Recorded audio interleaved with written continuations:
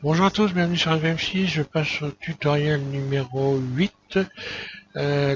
Toujours dans le cadre des engrenages, contraintes, contrôleurs, enfin voilà, d'animation d'objets, avec donc des outils de Blender.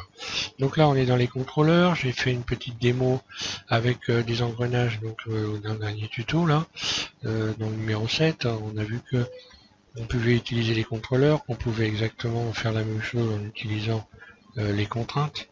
Ceci dit, les contrôleurs c'est très pratique et c'est simple à comprendre. On a l'avantage également de pouvoir y ajouter des calculs. Donc là c'est intéressant de ce point de vue-là. On va faire mes muses un petit peu. Je vais vous faire des petites démonstrations avec des cubes simples pour bien assimiler la fonction pour que vous puissiez après faire la même chose et jouer avec tout ça. Donc j'ai rajouté un premier cube ici que je déplace, puis je vais en rajouter un second. Voilà. Donc j'ai déjà fait la démonstration on ne pouvait utiliser par exemple qu'un objet. Je vais me mettre en vue, ce sera mieux. Par exemple ici, donc j'ouvre cette fenêtre en faisant N et je peux déterminer que par exemple je vais faire tourner ce cube là, celui-là je vais supprimer comme ça. Ça sera fait, voilà. Je vais déterminer que celui-là il va tourner sur l'axe Y quand je vais le déplacer sur X. Donc il va tourner sur l'axe Y, rotation sur Y, un clic droit, ajouter un contrôleur, et donc forcément il n'y a qu'un cube, donc je sélectionne le cube, hein, c'est l'objet en fait. Donc cet objet là tournera sur l'axe Y quand sa position sur X va être modifiée. Si j'attrape ici mon cube maintenant, on voit que quand je le déplace sur la valeur X, sur l'axe X, eh bien il tourne également sur l'axe Y. Voilà. Je reviens en arrière, CTRL Z, voilà. Hop, on revient à 0. Maintenant je vais rajouter un autre cube. Voilà. Et donc, je vais déterminer par exemple que quand ce cube-là, je veux que ce cube-là monte sur l'axe Z, quand celui-là va tourner sur l'axe Z. Alors, par exemple ici, je vais modifier l'axe, la position sur l'axe Z ici, un clic droit. Donc la position sur l'axe Z de ce cube sera modifiée, il faut lire la phrase comme ça, quand le cube 1, donc le cube 1, on le voit en regardant à gauche, celui qui est sélectionné c'est cube, celui qui ne l'est pas c'est cube 1, un clic gauche. Quand cube 1 aura une rotation sur l'axe Z par exemple. Voilà. Donc maintenant si je fais tourner sur Z, R, Z, l'autre cube monte et descend. Je peux ajouter des valeurs pour que ça aille plus vite. Je peux accélérer ici, par exemple ici, voilà. Ici, je vais retirer 0, 0 et je vais faire multiplier par 2. Par exemple, voilà, multiplier par 2. Je vais augmenter sa vitesse de montée et de descente. R, Z. Et là, bon, c'est difficile de le voir, mais ça augmente la descente. Par exemple, ici, alors je vais retirer ça. Je supprime le contrôleur unique, voilà. Je vais déterminer que celui-là aura donc une rotation sur l'axe, on va dire, sur Y, par exemple. Il va tourner sur Y quand ce cube-là va modifier sa position sur l'axe Z. Donc, ici, je un clic droit sur Y. Donc, quand cube 1 modifiera sa position sur Z. Position sur Z. Donc, quand je vais bouger celui-là sur Z, celui-là va bouger sur l'axe Y. On y va. G, Z. Voilà. Il tourne bien sur Y. Après, on peut lui créer des parentés entre les objets. Je sélectionne celui-là et je sélectionne celui-là. CTRL P. Et qu'est-ce qui va se passer? Je monte celui-là sur Y. Bah, il tourne en montant. J'ai créé un lien de parenté. Je vais le supprimer. Alt P. supprimer pas celui-là, Alt P, je supprime la parenté. Par exemple ici, si je crée une parenté, je vais créer une parenté, je vais modifier ça. Je vais faire supprimer. Supprimer contrôle harmonique, ok. Alors je vais déterminer, je crée un lien de parenté, donc je sélectionne celui-là, puis Shift, un clic droit celui-là, contrôle P, ok. Donc maintenant l'axe de celui-là se trouve à cet endroit-là. Donc si je fais une rotation sur Z, RZ, on voit que il y a le cube, ce cube-là entraîne celui-là sur son axe. Maintenant je peux déterminer que celui-là, lorsque celui-là va tourner, celui-là va monter. Donc je veux que ce cube qui s'appelle cube modifie sa position sur l'axe Z par exemple, position sur Z, un clic droit, ajouter un contrôleur, quand le cube 1 va tourner sur Z, rotation sur Z. Qu'est-ce qui va se passer? RZ va monter et descendre. Voilà. Et comme son axe de rotation, son nouvel axe de rotation, c'est le cube, bah il monte et descend comme ceci. On peut donc également là créer une opération hein, en faisant monter plus ou moins vite. On va faire une expérience, comme ça va être déterminant. Voilà, je me mets ici, je vais enclencher un enregistrement, voilà. Ok, je vais mettre en vue dessus, on va bien voir. Je déplace à 40 images, ou ouais, 40 images, ça ira très bien. Je fais une rotation RZ d'un tour.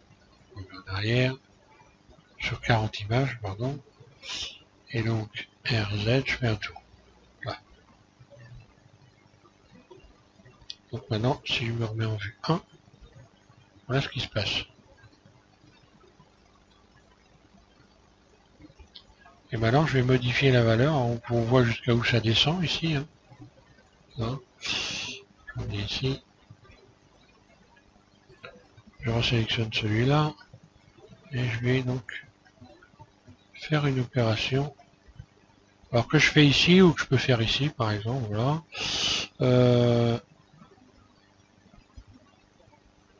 Maintenant, je vais mettre plus 2. Allez. Qu'est-ce qui se passe?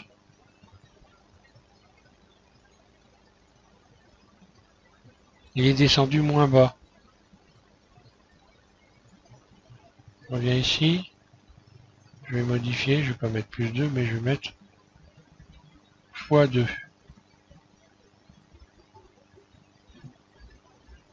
Et là, qu'est-ce qui se passe? On voit que c'est descendu. Ça descend plus bas. Voilà. Il s'arrêtait là, il descend plus bas. Je vais mettre carrément beaucoup plus, qu'on puisse voir. On va mettre x3.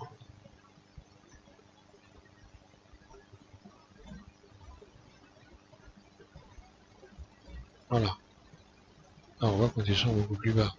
Maintenant, si je mets moins x3, donc ici, je vais mettre une valeur négative. Donc là, c'est comme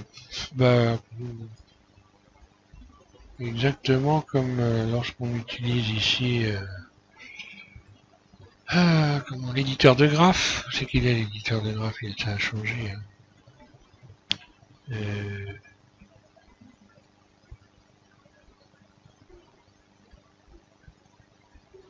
Voilà, c'est exactement comme l'éditeur de graphes. Hein. Le principe c'est le même. Donc j'ai noté ici, je disais que je vais mettre une valeur négative ici. Voilà, moins. Voilà, et en fait il va faire le contraire. Voilà, il monte.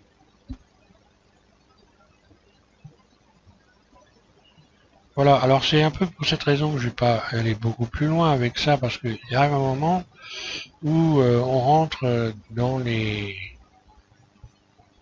mathématiques, parce qu'on peut évidemment servir des mathématiques avec ça.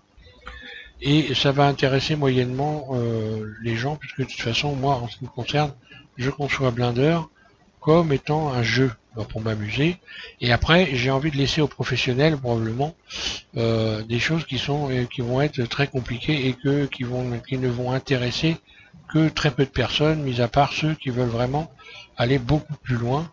Et donc moi c'est pas mon but. Mon but moi c'est de faire joujou avec ça. On voit que je peux déplacer ici, hein, et faire joujou avec Blender et puis d'en faire profiter tout le monde, voilà, tout simplement. Voilà. Ici j'attrape celui-là et voilà. Donc je vais refaire donc une autre.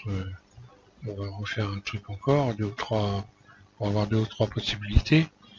Je sélectionne tout, donc X, Shift X, je supprime tout, je reviens ici, voilà. Je rajoute un cube, je vais recommencer. Alors après, on peut en mettre plein, hein. On peut rajouter plein de trucs, c'est ça qui peut être amusant. Vous allez pouvoir faire tourner les trucs, les éléments dans tous les sens. Donc je rajoute par exemple un cube. Je vais rajouter Suzanne. Voilà. On va jouer avec plein d'objets. Je vais rajouter un cylindre. Voilà, par exemple. Allez, hop. On joue avec trois objets. Je vais déterminer que Suzanne va tourner sur l'axe Z. Elle va tourner sur l'axe Z. Donc rotation sur Z. Un clic droit, insérer un contrôleur. Quand le cube va modifier sa position sur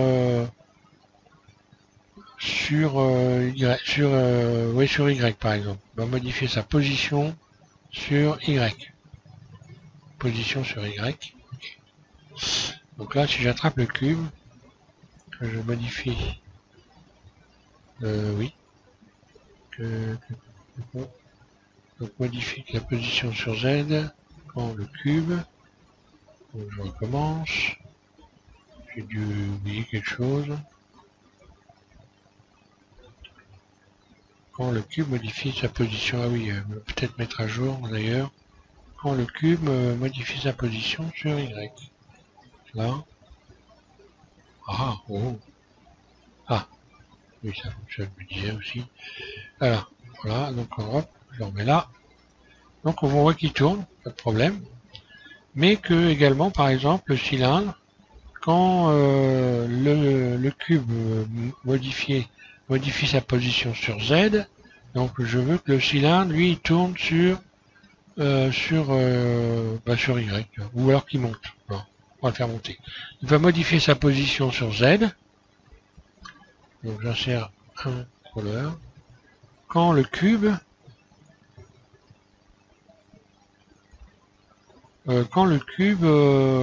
va modifier sa position sur Z. Allez, hop. Donc si j'attrape le cube que je modifie sur Z, ça bouge. Donc si je fais tourner le cube RZ, si je fais avancer le cube, hop là, sur Y, et que je le fais monter en même temps,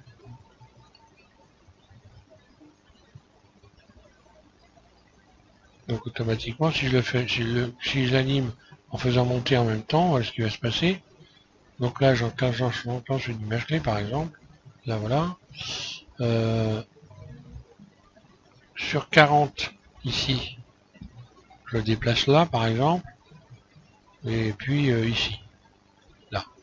Voilà. Quand j'enclenche la lecture. Ben voilà.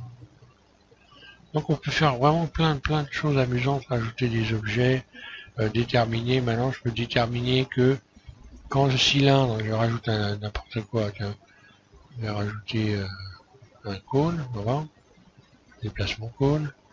Quand le cylindre, lui, alors ce qu'on voit dans l'animation, on voit que le cylindre, lui, se déplace sur l'axe X.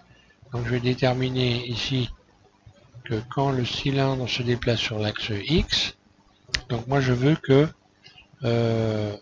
mon cône se déplace sur Y, ou se déplace sur Z. Il va se déplacer, ou alors on va lui mettre carrément une rotation. Ouais, je vais lui mettre une rotation sur X par exemple. Rotation sur X. Un clic droit. Je veux que donc mon cône ait une rotation sur X quand cylindre se déplace sur X. Et on va voir que ça va donner. Voilà.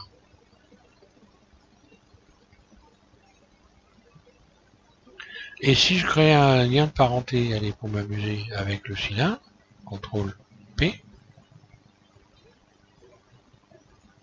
bah, le cône va se déplacer également avec le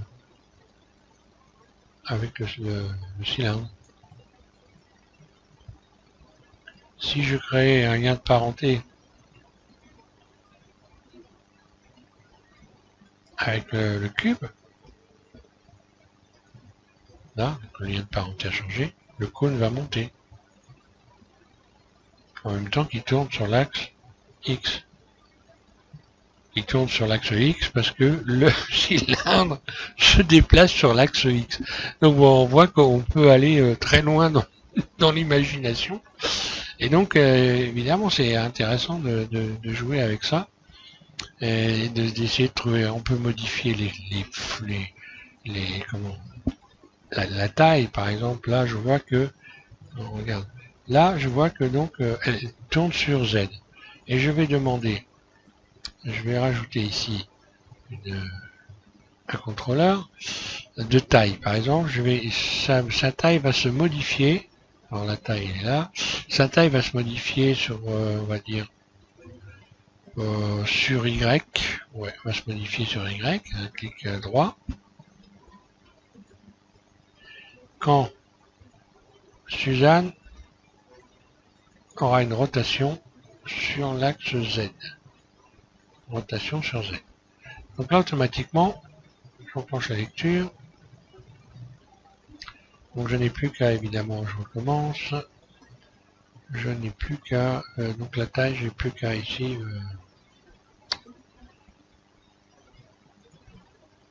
mettre à jour. Voilà. Regardez ce qui s'est passé. Et voilà, et sa taille change.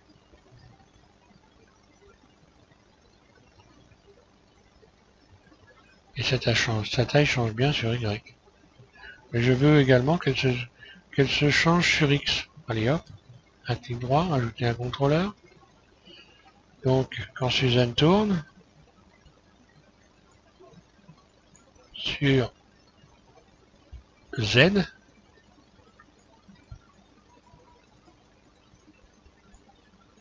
et là j'ai mis à jour, et voilà. Voilà, donc ça va être intéressant de travailler là-dessus, je pense, et puis d'essayer de trouver des trucs sympas. Hein. Voilà, ce qui me concerne donc pour cet ensemble-là. Bon, je vais pas aller plus loin. Après, ce que je dis, hein, après on peut aller jouer avec, on peut creuser le sujet un peu plus en profondeur, mais ça sera pas avec moi. Moi, je vais passer probablement sur les bones. Ouais, je pense que je vais donc animer des objets avec des bones cette fois-ci. Donc ça va faire partie tout le temps de la même série, les engrenages et contrôleurs et tout ça, mais sauf que là il y aura des bones à la place. Voilà. Donc merci à tous, et puis donc amusez-vous bien avec tout ça, bon courage, et je vous invite à continuer cette série donc des contraintes, animation, contrôleurs, enfin tout ce que vous voulez, pour pouvoir animer des objets, vous entraîner, et puis ensuite faire vos propres petites animations avec tout ça. Voilà, merci à tous.